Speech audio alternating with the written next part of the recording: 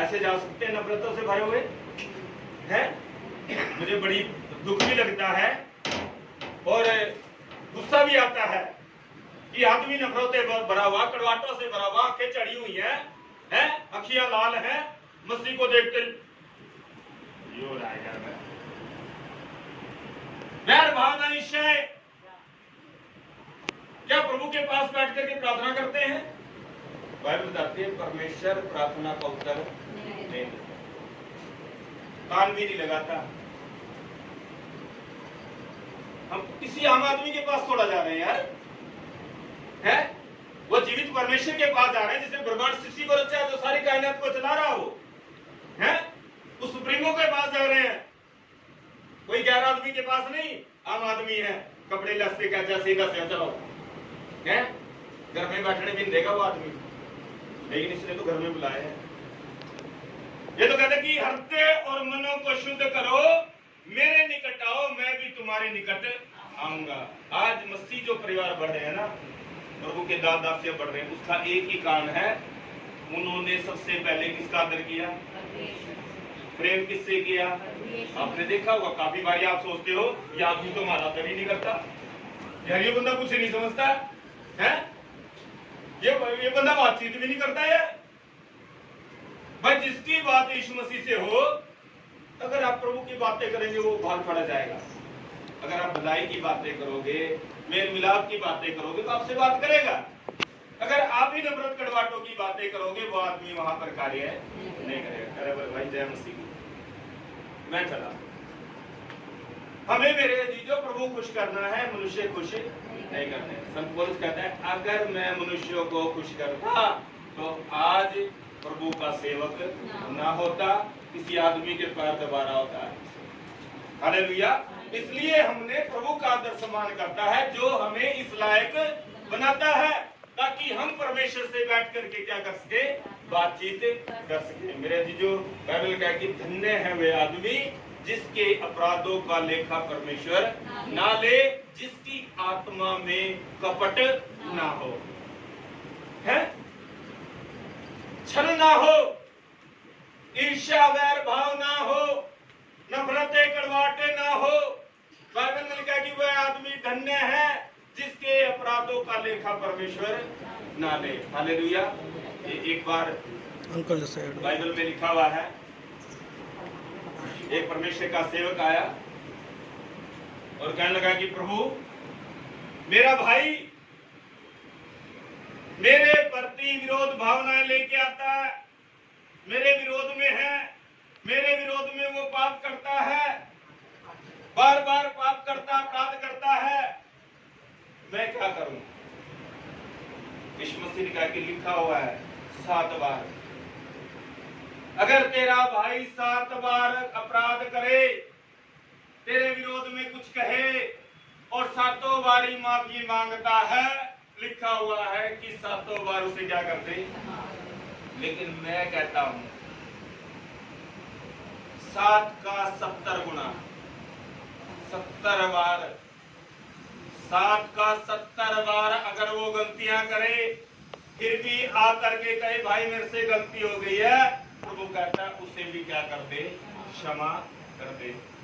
पहले कह कि अगर तुम अपने अपराधियों के अपराध को क्षमा करोगे तो फिर तुम्हारा स्वर्गीय पिता तुम्हारे पापों को क्या करेगा? क्षमा करेगा। जिम्मेदारी है मसीह लोगों की। आप इन अपराधों को लेकर के जब प्रभु अपराधों को क्षमा नहीं करेगा, मुझे नहीं पता कि आप प्रार्थना किस रीति से करते हो। कि क्रोध करो लेकिन पाप शाम सूर्य हस्त होने से पहले तुम्हारा क्रोध क्या हो जाना चाहिए? शांत हो जाना चाहिए, कुछ बदलाव हो, क्योंकि वो समय किसकी हजूरी का होता है? प्रभु की हजूरी का। हम प्रभु की वेदी के पास जाते हैं प्रार्थना करने के लिए, हम प्रभु की वेदी के पास जाते हैं भेंट दसवां चढ़ाने के लिए। जो लोग सच्चे हृदय से प्रभु को भेंट दसवां चढ़ाते हैं, उनके कारोबार, उनके परिवार, बच्चे धीरे धीरे बढ़ते हुए चले जाते हैं। लायक हैं वो लोग, प्रभु ने लायक बनाया है। वो चलते नहीं है किसी से, वो किसी की शोहरत को देख करके, किसी की सफलता को देख करके नाराज नहीं होते, वो बधाइयां देते हैं। भाई साहब बधाई हो, बेटे की शादी में अच्छा पैसा लगा रखा था, अच्छे घराने से बहू आई है, आपको मुबारक हो, आपने कोठी ली है, मुबारक हो आपकी गाड़ियां हो गई, मुबारक हो आपके बच्चे कामयाब हो रहे हैं। खरा आदमी हर किसी को आशीष देता है, यही मसीहत निशानी है। बाइबल कहती है कि तुम्हें आशीषों का वारिस होने के लिए बुलाया है। वारिस है हम, आशीषों के वारिस है। प्रभु ने हमें आशीषों के काबिल बनाया है, लेकिन ये आशीषें घर में कार्य क्यों नहीं करती, जीवनों में कार्य क्यों नहीं करती, काम काज में कार्य क्यों नहीं करती? ये प्रभु कहता है जब अपने चेलों को भेजा, दूसरा कि जिस घर परिवार जिस एरिए में जाओ, प्रवेश करते ही उस परिवार को, उस एरिए को, घर को क्या दो? आशीष दो। ये तुम्हारी ड्यूटी है, कर्तव्य है, ये पोटली उनको दो। लेकिन जब घर परिवार के सदस्य लायक होंगे, आशीषें खोल करके उनके जीवनों में क्या करेगी? कार्य करेगी। अगर लायक नहीं है, वो सारी आशीषें तुम्हारे पास लौट आएगी। हालेलुया। एक बार की बात है, प्रभु का कलाम एक सेवक प्रार्थना के लिए आया और प्रभु ने कहा कि मेरी वेदी पे आने से पहले, जब हम लोग प्रार्थना करते हैं, भेंट दशमांश चढ़ाते हैं, प्रभु की हजूरी में बैठते हैं, सभा मीटिंगों में आते हैं, बाइबल पढ़ते हैं, या कहीं और प्रभु के कार्य के लिए हम जा रहे हैं या सुसमाचार के लिए जा रहे हैं, ये प्रभु का स्थान है। आप जो दूसरों के बारे में कह सकते हैं कि पवित्र आत्मा आपके बारे में मुझे ये बोल रहा है, तो वो बातें भी धीरे धीरे पूरी होंगी जब वो लायक होगा। अगर आपके अंदर वह ईर्ष्या जलस भावनाएं हैं, तो आप बोलते हो कि पवित्र आत्मा आपके बारे में मुझे बता रहा है, आप अपने आप को धोखा देते हो, झूठ बोलते हो, आपके अंदर सच्चाई नहीं है। जहां पवित्र आत्मा होता है, बदलाव, एक्सचेंजिंग। गलतियों 5:22 में अगर आप पढ़ेंगे, वहां पर लिखा हुआ आत्मा के फल प्रेम, धीरज, विश्वास, शांति है, करुणा है। किसके गिफ्ट है ये? किसके गिफ्ट है? अरे भाई, आम का बीज लगाओगे तो पेड़ के आम भी लगेंगे, बबूल का लगाओगे तो कांटे ही होंगे भाई। अगर आप वहां पर बबूल का बीज बो करके कहो कि आम लगेंगे, आम लगेंगे, सारी उम्र बीत जाएगी, आम नहीं आएंगे। जैसा बोओगे ऐसा काटोगे। जो शरीर में बोएगा शरीर में काटेगा, जो आत्मा में बोएगा वो आत्मा में उसका प्रतिफल पाएगा, उसकी कटनी काटेगा, भुगतना पड़ेगा भाइयों। हालेलुया। कहते कि मेरी वेदी में आने से पहले अगर तेरे भाई के प्रति तेरे मन में विरोध भावनाएं हैं, सबसे पहले उन्हें क्या कर दे? क्षमा कर दे, क्लियर हो जा, क्योंकि तेरी बोलचाल अब किससे शुरू है? मुझसे है। हालेलुया। हम प्रभु के पास प्रार्थना करते हैं, घर में लड़ाई होगी, बैलन चला दिए, गाली गलौज दे दिया, लंबी लंबी गालियां छोड़ दी, 2-4 लठ पाड़ दिए, सर पाड़ दिया प्रभु के सामने, देखिए प्रभु ऐसा करते हैं, रोते हैं लोग। आंसू देख रहा है परमेश्वर, देख रहा है। कब आंसू की तरफ ध्यान देता है? जब हम हम्बल और दीन होकर के, क्षमा कर करके जब प्रभु के सामने बैठते हैं, तब हमारी आंसुओं की तरफ ये ध्यान देता है। हम लोग भूल जाते हैं प्रभु की बातों को। वो कहते हैं कि क्या 2 पैसे में गोरैया नहीं मिलती? नहीं मिलती बाजारों में? क्या चिड़िया मोल नहीं मिलती, पिंजरों में बंद होती है?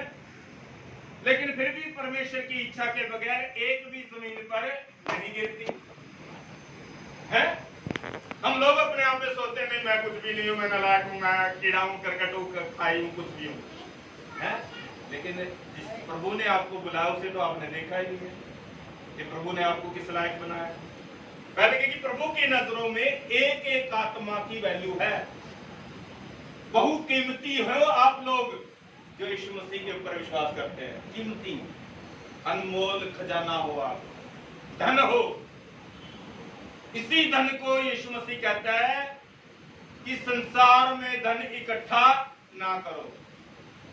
यहाँ डाकू डाका डाल के ले जाएगा, चोर चोरी कर जाएगा, इससे काई जंग लग जाएगा। लेकिन स्वर्ग में धन इकट्ठा करो, वह ना तो चोरी करेगा और ना डाकू डाका डालेगा, वो खराब नहीं होगा। वो कौन सा धन है? आत्माओं का। यीशु मसीह कहते हैं कि तुम्हारा एक एक बाल भी मेरा गिना हुआ है। तुम इन गोरैया से बढ़ के हो, तुम इन चिड़िया से क्या हो? बढ़ के। प्रभु हमसे प्रेम करता है। आपको पता है, दुख प्रॉब्लम में, समस्याओं में, बीमारियों में, गरीबी में इंसान को छोड़ के भाग जाता है। आपने देखा होगा अभी कोरोना के अंदर कि दुख की घड़ी में कईयों ने अपने माँ बाप छोड़ दिए, कईयों ने अपनी पत्नियां छोड़ दी, कईयों ने अपने पति छोड़ दिए, कईयों ने बच्चों को बाहर निकाल दिया, कई बच्चों ने अपने माँ बाप को बाहर निकाल दिया। दुख की घड़ी में, संकट की घड़ी में एक ही है, कमजोरी की घड़ी में एक ही है जो हमेशा हमारे साथ रहता है, जिसका नाम प्रभु यीशु मसीह है। बल्कि कि हमारी निर्बलताओं में, हमारी बीमारियों में भी ये परमेश्वर बराबर में क्या होता है? खड़ा रहता है। कोई बात नहीं, चिंता ना कर। और ये हमें इस लायक बनाता है ताकि परमेश्वर जैसे जैसे इसे लेकर के चले और ऐसे ही ये भेड़ एक चरवाह के पीछे चलती हुई नजर आए। यीशु मसीह कहा कि मैं अच्छा चरवाह हूं, मैं अपनी भेड़ों के लिए अपनी जान दे भी सकता हूं और जान ले भी सकता हूं। आप लोग भूल जाते हैं हम कौन है, भूल जाते हैं अपने काम काज में, परिवार, बच्चों में, संसार में कि हम लोग क्या हैं। हम लोग प्रभु की संतान हैं, हम लोग प्रभु की भेड़े हैं। और प्रभु कहता है कि जो हमारी अगुवाई करने वाला, हमारी जरूरतें पूरी करता है, हमें स्वस्थ रखता है, हमें बढ़ाता है, वो एक अच्छा चरवाह है। बाइबल में कहा कि वो जीवित परमेश्वर जो हमारा रक्षक है, जो ना ऊँघता है, ना सोता है, ना कभी विश्राम करता है, हर टाइम हमारी सुरक्षा करता है। बॉडीगार्ड की तरह। बॉडीगार्ड देखे होंगे आपने, हैं? हर टाइम क्या करते हैं? वो उस आदमी की सुरक्षा में लगे रहते हैं। लेकिन वो आदमी सो जाता है, ऊँघ सकता है, बिक सकता है, धोखा कर सकता है, लेकिन ये कौन है? जीवित परमेश्वर। बाइबल कहे कि मैं तेरे पांव को फिसलने भी नहीं दूंगा। फिर मसीह लोग क्यों गिर जाते हैं? क्यों बैकस्लाइड हो जाते हैं? क्यों सच्चाई को छोड़कर अंधेरे में चले जाते हैं? क्यों दुआबंदगी छोड़ करके उसमें आ जाते हैं, अंधविश्वास में? क्यों? ये गलती किसकी है? फिर बड़े दाव से कहते हैं मैंने तो यीशु मसीह को छोड़ दिया। तेरे बाप की जागीर है, यीशु मसीह छोड़ दिया है? तेने पकड़ रखा है यीशु मसीह, फिर पासे चौहान और क्या करेंगे? भाई अगर आपने यीशु मसीह पकड़ रखा था तो हमारे जैसे सेवकों का क्या होगा? भाई मसीह है जिसके कारण हम चले हुए हैं। हालेलुया। आज मनुष्य बहुत बड़ी बड़ी डींगे हाँकता है, लेकिन जब प्रभु की बात आती है, प्रेम की बात आती है, अच्छे संबंध की बात आती है, मेल मिलाप की बात आती है, तो आदमी क्या करता है? क्या करता है? कानों में कह रहा है लास्ट के समय में लोग ढींग मार, अपने आप की बड़ाई करने वाले, ऊंचा हाँकने वाले, ऊंचा उठाने वाले, एक दूसरे को नीचा दिखाने वाले। किसी के सामने बुराई करने से क्या उसका स्टेटस नीचे हो जाएगा? क्या समझते हैं आप? समझते हैं जो अफसरी में परिवारों के दूसरे को नीचा दिखाते हैं, आपके नीचा दिखाने से अगर वो परिवार सही है, लायक है, परमेश्वर नीचा नहीं होने देगा, बल्कि जितना आप बुराई करोगे उतना ही परिवार बढ़ता हुआ चला जाएगा। लाजमी इसलिए तो संत पौलुस कहता है जिसकी ओर परमेश्वर हो उसका बैरी कोई भी नहीं हो सकता। जब हमारा बैरी कोई नहीं है तो हम किसी के बैरी क्यों हो जाते हैं?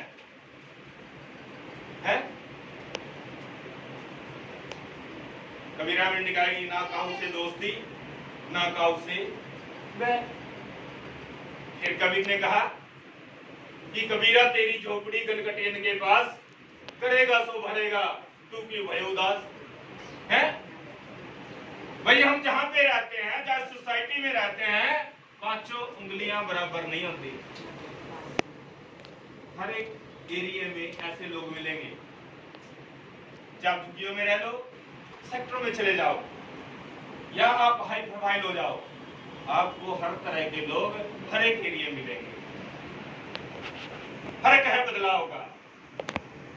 जो भले लोग होते हैं वो जिन्हें परमेश्वर भला बनाता है, वो चलते चलते भी हर जगह कहना प्रभु आज परिवार में देख रहे तू हर दिन चाहते हैं, मेरे घर में ये चीज नहीं है। मैं अगर जब वापिस आओगे ना, आपके घर में वो चीज मिलेगी। एक परिवार था हमारे पास, उसके 2-3 बेटे थे, बेटियां भी थी, होते 2-3 माइयों वाला था वो, और उसके बच्चे उसे रोटी नहीं देते थे। काफी बारी रोटी नहीं देते थे, बूढ़ा बूढ़ी शाम को बैठ के सोचते थे कह रहा बच्चे भी रोटी नहीं देते। परमेश्वर ने उनके हृदय में डाला, क्यों ना हम सभा मीटिंगों में जाना शुरू कर दें। बस साहब बोलते हैं प्रभु मुहैया करता है, जहां नहीं बिखेरता वहीं से इकट्ठा करता है, और जहां नहीं बोता वहीं से काटने वालों को भेज देता, काट ले भाई है। सभा मीटिंगों में आने लगे। जैसे ही फर्स्ट बार वो सभा मीटिंगों में शाम को आए, उनके बहू बेटे रोटी लिए खड़े हुए थे। डैडी आ गया आप? हाँ आ गए। तेरा खाना रखा हुआ था, बड़े ने भी खाना रख दिया, छोटे ने भी रख दिया। तो कभी तो एक प्लेट भी नहीं आती थी, अब 2-2 खाना पहुंचाने लगे। उन्हें पता चल गया कि कामयाबी की जो जगह है वो कौन है, प्रभु यीशु मसीह, उसकी संगति, उसके साथ मेल मिलाप। तो दूसरी बार घर में पता चल गया दोनों को। वो 4 बजे ही तैयार होना शुरू कर देते थे, मीटिंगें 6 बजे होती थी। हफ्ते गुजरा, उसके घर में एक बोरी कणक की भरी हुई थी, बोरी कणक की। उन्होंने कहा ये किसने भर दी? तो बच्चों ने कहा डैडी हमें राशन मिला था और हमने सोचा आपको ही दे दे, आप कहां से लाते हो, आप कहां कमाने जाओगे? कह रहा हम ही दे देते हैं। बच्चे तो पहले भी थे, परिवार पहले भी था, लेकिन पहले उन्होंने क्यों नहीं दिया? बाद में उन्होंने दिया, क्योंकि उस मियां बीबी ने प्लान बनाया कि हम लोग किसके पास जाएंगे? प्रभु के पास, उस लायक बनेंगे। लायक बनते सारी चीजें मेरे चीजें, नालायक में तो कुछ भी नहीं है। अगर नालायक बनोगे तो कुछ भी नहीं है, अगर लायक बनोगे प्रभु के पास सब कुछ रखा हुआ है। हालेलुया, उसका वादा है मैं अपने आकाश रूपी उत्तम भंडार को खोल दूंगा और तुम्हारे ऊपर क्या बरसाऊंगा? कामों पर मैं तुझे कुछ नहीं क्या ठहराऊंगा? ठहराऊंगा। मेरे जीजो मेरी औकात कुछ भी नहीं थी। कुछ परिवार जानते हैं कि पास्टर चौहान की हैसियत क्या थी, कुछ भी नहीं था। मेरी 50 पैसे की हैसियत नहीं थी, परिवार जानते हैं। और मैं बार बार इसलिए बोलता हूँ, कई लोग कहते हैं मेरे पास आपके पास अब तो सब कुछ है, अब भी गवाही देता है। मैं अपनी गवाही कभी भूल नहीं सकता। मुझे पता है मैं कैसी परिस्थिति में था, किस तरीके से गरीबी में था, अंधेरे से घिरा हुआ था, गरीबी में था, लाचार था। मुझे पता है, मैं इन चीजों को कभी भूलता नहीं हूँ। या मुझे प्रभु कहीं भी ले जाए, लेकिन मैं अपनी गवाही देना कभी भी नहीं भूलता। आज भी गवाही देता हूँ। गवाह होने के लिए हम बुलाए गए हैं। हम बुलाए गए कि मसीह की सच्ची गवाही दें। आज भी प्रभु की गवाही देते हैं, और असली इंसान वही है जिसे प्रभु बनाता है। वो उसकी गवाही कभी भी छोटी छोटी बातों में गवाही देते हैं, छोटी छोटी बातों में गवाह है हम लोग। हम इस सच्चाई के गवाह हैं। हमने यीशु मसीह को अपनी आंखों से देखा है, अपनी आंखों से उसे काम करते हुए देखते हैं। और जो आदमी अपनी आंखों से देखता है और कानों से सुनता है, वही आदमी उसका सच्चा गवाह है। सच्चे गवाह हम लोग। हालेलुया। तो इसलिए बाइबल के अनुसार मनुष्य को परमेश्वर के लायक बनना बहुत ही जरूरी है। अगर आप चाहते हो कि परमेश्वर मेरी प्रार्थना का उत्तर दे, परमेश्वर मेरे परिवार बच्चों को बढ़ाए, परमेश्वर मेरे काम काज को बढ़ाए, तो आपको परमेश्वर के लायक होना बहुत ही जरूरी है। कुछ नहीं मांगता है, सिर्फ यहाँ पर थोड़ी सी जगह मांगता है। एक बार चेले यीशु मसीह से कहने लगे, प्रभु कि हम तेरा जगह देखना चाहते हैं जहाँ पे तू रहता है, घर दिखा दे।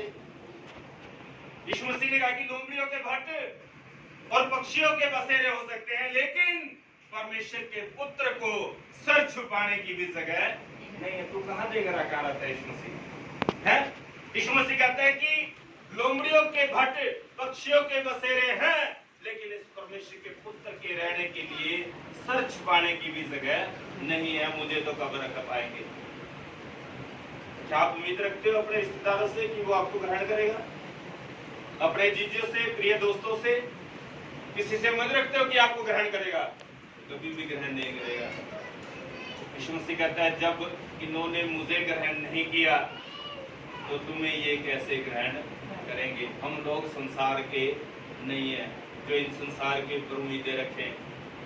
बाइबल में साफ परमेश्वर का सेवक कहता है, जो आदमी संसार से और संसार से बनी वस्तुओं से मोहब्बत करता है वो मेरा चेला नहीं है। जब हम यीशु मसीह के चेले नहीं है तो किसके चेले हैं? किसके दास है? दो ही चीजें हैं, आप जिसकी मानते हो उसी के दास हो। आप हिसाब लगा लो, आप किसकी बातें सुनते हो, किसकी बातें बोलते हो। तो हम मसीह हैं और हमें मसीह की बातें क्या करनी चाहिए? बोलनी चाहिए, तभी उसके दास कहलाएंगे। अगर हम मसीह या शैतान की बातें बोल देंगे, शैतान का कार्य करेंगे, तो शैतान के दास हैं। आपकी जुबान ही आपको मुंह करती है कि आप मसीह के हो या किसके हो? किसके हो? हमें मसीह बनना है। हालेलुया। इसलिए हमें एक दूसरे से जेलस नहीं करना चाहिए। जेलस एक बुरा फ्रूट है ये, और एकदम जेलस नहीं आती, काफी टाइम लगता है। एक भाई के प्रति, बहन के प्रति, परिवार के प्रति नफरतें धीरे धीरे शुरू कर दो आप। जब अंदर नफरतें आ जाती हैं, फिर इस बॉडी में, इस दरख्त में फ्रूट लगते हैं। हाथ भी बुरा करेगा, मुंह भी बुरा करेगा, ये आंखें भी, और सोच भी बुरी होगी। आपके कदम जहां गिरेंगे वहां आप फूट डालोगे, घरों में लड़ाइयां कराओगे। ये फ्रूट है, ये बुरी चीजों का फ्रूट है, नफरतों का फ्रूट है। गलतियों में लिखा हुआ है 5:19 के अंदर कि शरीर के कार्य तो प्रकट है, बुरी बातें, बुरी अभिलाषा, बुरे विचार, भय विचार, निंदा, चुगली, कपट भावनाएं, चिंताएं, ईर्ष्या, ये फ्रूट है। और आदमी ये कार्य किससे करता है? बॉडी से ही करता है, तो इसका मतलब वो पेड़ है। यीशु मसीह कहते हैं कि पूरा पेड़ कभी भी अच्छे फल नहीं ला सकता, और अच्छा दरख्त कभी भी बुरा फ्रूट नहीं ला सकता। यीशु मसीह कहते हैं कि एक ही हैंड पंप एक ही समय में मीठा और खारा पानी नहीं दे सकता। हैंड पंप को उखाड़ करके उस जगह भूमि चेक करके लगाना पड़ेगा जहां पानी क्या है? मीठा। फिर वही हैंड पंप होगा और वही मीठा पानी फेंकेगा जो खारा पानी देता था। मेरे चीजों, वो मसीहत ही है सब कुछ बदलने वाला। ये गवाहियां हैं लोगों के जीवन में, अरे ये कैसा था, ये कैसी थी, इसके बच्चे कैसे थे, अरे आज तो प्रभु बढ़ा रहा है। महिमा किसकी? इसलिए बाइबल में यूहन्ना ने भी कहा है कि प्रभु आप बढ़े और मैं।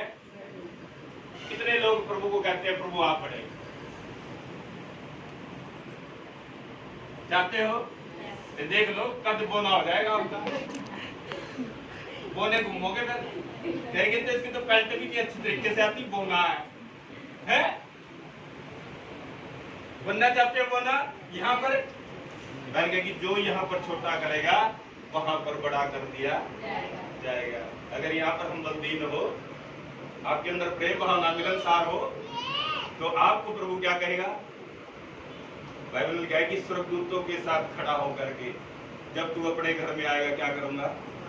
शाबाश मेरे बेटे, बहुत अच्छी ड्यूटी की भाई है, ऐसा ही है लिखा हुआ बाइबल के अंदर। एक बार की बात, एक सेवक गया, प्रभु ने क्या फलाना देश में तूने प्रचार करना है।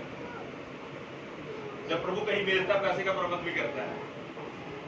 हम लोग लेकिन देखते हैं यहाँ का इंदिरा कॉलोनी में मीटिंग है, प्रभु कहता है आओ सभी आओ मीटिंग में, फिर तो रपड़े बचा क्या करना, फिर हमें जाना और पहले जावांगे।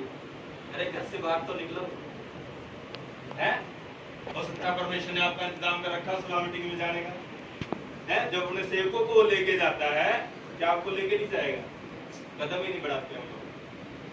तो वहां पर जब फॉरेन कंट्री में गया, शाम का समय हो चुका था, फ्लाइट लैंडिंग हो चुकी थी, और जो उसके साथ के आए थे सभी कोई ना कोई किसी का रिश्तेदार, किसी का प्रिय लेकर के अपने घरों में। सेवक अकेला रह गया बैग लिए, बैग में बाइबल, पासपोर्ट और कुछ चंद रुपए। होगा कोई यरम्याह नबी जैसा रो पड़ा, खड़ा होकर के बाहर जहां गाड़ियां खड़ी होती हैं रोने लगा। कह रहा प्रभु, कह रहा मेरे साथ आए थे सारे घर चले गए और मालाएं डाल के लोग लेके गए। प्रभु ने कहा घर चले गए ना, कह रहा उनका स्वर्ग यही है, संसार के लोगों का घर यही है, इनके रिश्तेदार परिवार बच्चे यही है, लेकिन तेरा घर यहाँ पे नहीं है। तू चिंता ना कर, जब तू अपने घर में आएगा तो मैं स्वर्गदूतों के साथ खड़ा होकर के तेरा क्या करूंगा, स्वर्ग वो तेरा घर है। हम लोग यहीं पे सोचते हैं यही जिंदगी बितानी है, ठेका ले लेते हैं, सारी जिंदगी नफरतों में गुजार देते हैं। ये नहीं पता टाइम बेकार कर रहा है, व्यर्थ है, स्वास्थ्य भी बेकार है आपका स्वभाव तो फिर अच्छा हो ही नहीं सकता। करके देख लो, आप नफरतें पैदा करके देख लो, आप चैन से नहीं रह सकते साहब। मेल मिलाप ला के देख लो, प्रेम भावना ला के देख लो, साफ हो ही नहीं सकता। आप परेशानी में हो, प्रभु आपके साथ है, और जिसकी ओर परमेश्वर है उसका कोई भी बैरी नहीं हो सकता। मेरे एकदम प्रार्थना करने वाले लोग हैं, इसलिए यीशु मसीह कहते हैं जागते रहो, प्रार्थना करते रहो, कहीं धोखे में शिकार ना हो जाना। धोखे में शिकार हो जाते हैं प्रभु के लोग। क्यों? जोश में काफी बारी क्या खो बैठते हैं, होश खो बैठते हैं, नहीं बैठते हैं। खुद तो लाता है और दूसरा पीछे जाकर दो मारते, नहीं मारता। बहुत बड़ा शरीर ले रहा है, दो थप्पड़ मार गया, भाई ये तो जोश में ही था, उसको था ही नहीं, कोबा ला रखा था, उसने मार गया वो है। तो मसीह लोगों को होश में रहना बहुत ही जरूरी। क्यों जरूरी है? क्योंकि जहां पर हमारा जीवित परमेश्वर है वहां पर एक बैरी भी है जो भूखे शेर की तरह क्या करता है, परिवारों की तरफ, संगतों की तरफ। कौन कमजोर है, कौन पीछे हो रहा है, और पकड़ के, दानियल तो आप हो नहीं। ये शेर की जुबान कब बंद होगी? जब आपका संबंध प्रभु के साथ होगा। शेर का जबड़ा यूं ही रहेगा, चार दीवारी आपका कुछ भी बिगाड़ नहीं सकती। हालेलुया, क्योंकि आपको अधिकार दिया परमेश्वर ने। यदि सांपों बिच्छुओं को रोंदो और दुश्मन की, शत्रु की सारी पावर के ऊपर क्या पालो, अधिकार। आज छोटा सा भूत डराते मसीहा ने, उन्होंने कुछ सुन रहा था, मैं तो डरा दूध लिया ना, तो भूत खड़ा हो गया वो बंदा, वो खड़ा हो गया। जिंदे तो डरा नहीं, मरे हुए डरा है। आज कुत्ता आदमी को देख के डरता है, सांप आदमी को देख के डरता है, और आदमी सांप को देख के, मसीह लोगों से शैतानी ताकतें डरती है। मसीह उनकी देख के डरे हैं, नहीं डरते। कमी कहाँ है? इसका मतलब हमारा प्रभु से अच्छा रिश्ता नहीं है। आइए सभी जन प्रभु के साथ पश्चाताप